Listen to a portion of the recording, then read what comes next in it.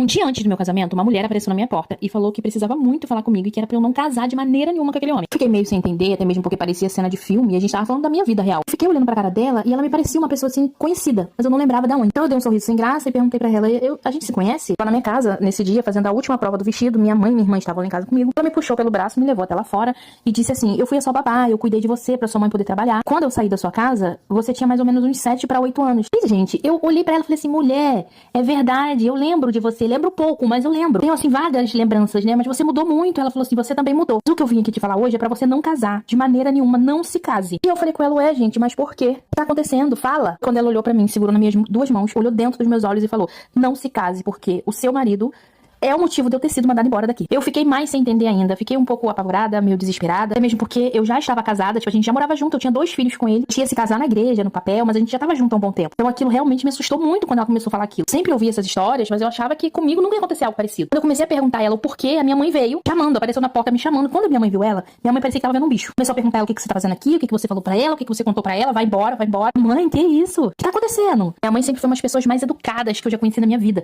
E de repente ver a minha mãe falando com uma pessoa daquele jeito, eu sinceramente não entendi o que estava acontecendo. Só que antes da minha mãe chegar, ela disse pra mim, olha, eu tenho provas, tudo que eu tô falando eu tenho provas. Eu tenho certeza que a sua mãe não vai deixar essas provas chegar até você. Então assim que eu sair daqui, eu vou deixar essas provas dentro da caixa de correio. Você pega quando não tiver ninguém por perto. Quando ela acabou de falar isso, a minha mãe chegou. Gente, real, a minha vida parecia uma cena de filme, de novela. Minha mãe colocou ela pra fora, puxou eu pra dentro de casa, fechou a porta.